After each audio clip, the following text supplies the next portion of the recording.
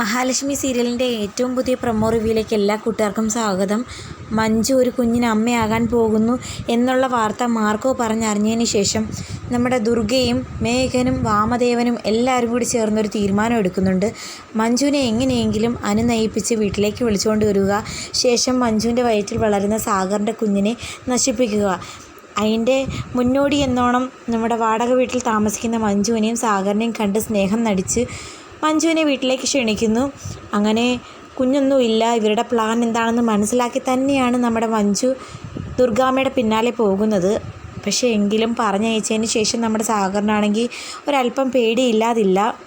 എന്തായാലും സാഗറിനൊരു കാര്യം ഉറപ്പാണ്, കരുണയോ ഉണ്ണിയോ ദുർഗാമ്മയോ ആര് തന്നെ ഇനി സാക്ഷാൽ കണ്ണനോ മഹാലക്ഷ്മിയോ മഞ്ജുവിൻ്റെ മനസ്സ് മാറ്റി വീണ്ടും മേഘനുമായി ഒന്നിപ്പിക്കാൻ ശ്രമിച്ചാലും മഞ്ജു മനസ്സ് മാറി തന്നെ വിട്ടു പോകില്ലെന്നുള്ള കാര്യം സാഗറിന് ഉറപ്പായതുകൊണ്ട് അങ്ങനെ ഒരു പേടിയില്ല. ഇനി മഞ്ജുവിനെ അപായപ്പെടുത്തിയെങ്ങാനും ചെയ്യോ എന്നുള്ളൊരു പേടിയാണ് സാഗറിനെ അലട്ടുന്നത്.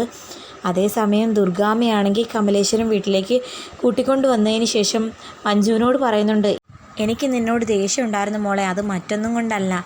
പെൺകുട്ടികളെ വളച്ച് വലയിലാക്കുന്ന ഒരുത്തൻ്റെ കെണിയിലാണല്ലോ ഇപ്പം മോളി ചെന്ന് ചാടിക്കൊടുത്തേ എന്നുള്ളൊരു ആദിയിലായിരുന്നു. മേഘൻ അത്ര നല്ലവനാണെന്ന് ഞാൻ പറയില്ല, പക്ഷേ മേഘൻ വിലക്കെടുത്ത ഒരു വാടക കൂലിക്കാരൻ്റെ കൂടെയല്ലേ മോളിപ്പോൾ ഇറങ്ങിപ്പോയേ, അവൻ മോളെ ചതിക്കാനല്ലേ കൂട്ടിക്കൊണ്ടുപോയേ എന്നൊക്കെ ഉള്ളൊരു ആദിയായിരുന്നു അമ്മയുടെ മനസ്സിൽ എന്ന് പറയുമ്പം മഞ്ജു പറയുന്നു, അമ്മ എന്തായാലും അങ്ങനെയുള്ളൊരു പേടിയൊന്നും മനസ്സിൽ വെച്ചേക്കേണ്ട. സാഗരേട്ടൻ എന്നെ പൊന്നുപോലെയാണ് നോക്കുന്നത്, ഒരിക്കലും സാഗരേട്ടൻ എന്നെ ഉപേക്ഷിച്ച് പോകില്ലെന്നുള്ള കാര്യം എനിക്ക് ഉറപ്പുണ്ട്.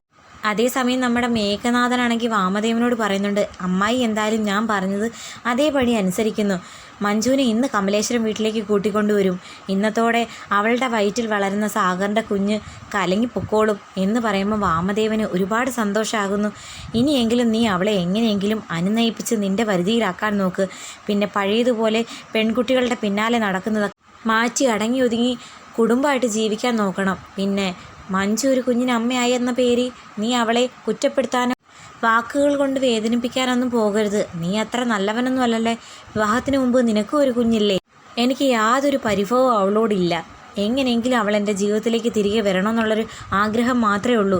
അത് മറ്റൊന്നിനും വേണ്ടിയിട്ടല്ല. കമലേശ്വരം സ്വത്തുക്കൾ കുട്ടിക്കാലം മുതലേ ഞാൻ സ്വപ്നം കണ്ടതാ.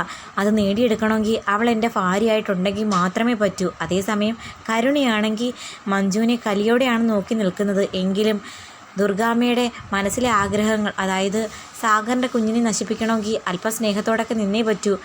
മാത്രമല്ല കമലേശ്വരം വീട്ടിൽ തൻ്റെ ഉണ്ണിയേട്ടൻ്റെ കുഞ്ഞായിരിക്കണം ആദ്യം ജനിക്കാൻ പോകുന്നത്. ആ കുഞ്ഞിന് തന്നെ കണ്ണൻ്റെ എല്ലാ സ്വത്തുക്കളും കിട്ടണമെന്നുള്ളൊരു വാശി ഉണ്ടായതുകൊണ്ട് എങ്ങനെയെങ്കിലും ഈ കുഞ്ഞിനെ നശിപ്പിക്കുന്നതും വരെ മഞ്ജുവിനോട് സ്നേഹം നടിച്ചു നിൽക്കാനാണ് കരുണയുടെ ഉദ്ദേശം. അങ്ങനെ മഹാലക്ഷ്മി ആണെങ്കിൽ സ്റ്റെപ്പ് ഇറങ്ങി വരുമ്പോൾ മഞ്ജു അവിടെ നിൽക്കുന്നത് കണ്ടിട്ട് സന്തോഷത്തോടെ ഓടി വന്ന് മഞ്ജുവിനെ കെട്ടിപ്പിടിക്കുന്നുണ്ട്. അങ്ങനെ അവളെ അങ്ങോട്ടേക്ക് കൂട്ടിക്കൊണ്ടു പോകുന്ന സമയത്ത് ദുർഗയും കരുണയും പറയുന്നു, കണ്ടില്ലേ ഏട്ടത്തിക്കും ഏട്ടനും ഒക്കെ ഇപ്പം അനിയത്തിയോട് സ്നേഹം വന്നു തുടങ്ങി. അതെനിക്ക് മനസ്സിലായി മോളെ. മേഘൻ കള്ളക്കഞ്ചാവ് കേസിൽ സാഗറിനെ പെടുത്തിയതിന് ശേഷം സത്യം മനസ്സിലാക്കിയ കണ്ണനും മഹാലക്ഷ്മിക്കും ഇപ്പം മഞ്ജുവിനോടും സാഗറിനോടും ഒരു പ്രത്യേക ഇഷ്ടവും സ്നേഹമൊക്കെ ഉണ്ട്. ഈ അവസരത്തിൽ അവളൊരു കുഞ്ഞിന് അമ്മയും കൂടി ആകുമ്പോഴത്തേക്കും സ്വത്തുക്കളെല്ലാം വേണമെങ്കിൽ ആ കുഞ്ഞിന് എഴുതി കൊടുത്തു കളയും കണ്ണനും മഹാലക്ഷ്മിയും. മഹാലക്ഷ്മി പറയുന്നതിനപ്പുറം ഇല്ലല്ലോ കണ്ണന്. അതുകൊണ്ട് തന്നെയാണ് അവൾ ഒരിക്കലും ഈ കുഞ്ഞിന് അമ്മയാകാൻ പാടില്ലെന്ന് ഞാനും ഉറച്ചു തീരുമാനിച്ചതെന്ന് പറയുമ്പം കരുണ ദേഷ്യത്തോടെ നിൽക്കുന്നുണ്ട്. അതേസമയം മഞ്ജുവിനെ വിളിച്ചുകൊണ്ട് വന്നത് നല്ല ഉദ്ദേശത്തിനല്ല എന്നുള്ള കാര്യം മഹാലക്ഷ്മിക്കും കണ്ണനും അറിയത്തില്ലേ. അപ്പം മഹാലക്ഷ്മിയോട് കണ്ണൻ പറയുന്നുണ്ട്, എന്തായാലും സ്വന്തം മകളുടെ കുഞ്ഞിനെ പോലും ഇല്ലായ്ക ചെയ്യാനുള്ള ഒരു അമ്മയുടെ മനസ്സ് എത്രമാത്രം ക്രൂരമാണെന്ന് ഞാൻ ആലോചിക്കുമായിരുന്നു. ഇത്രയും വർഷം ഇവരുടെയൊക്കെ സ്നേഹം സത്യസന്ധമാണെന്ന് വിചാരിച്ച് എന്നെ പറഞ്ഞാൽ മതിയല്ലോ. സ്വത്തിനും പണത്തിനും വേണ്ടിയിട്ട് ആരെ എന്തും ചെയ്യാൻ മടിക്കാത്ത ദുഷ്ടഹൃദയങ്ങളാണ് ഇവിടെ ഉള്ളവരെല്ലാം.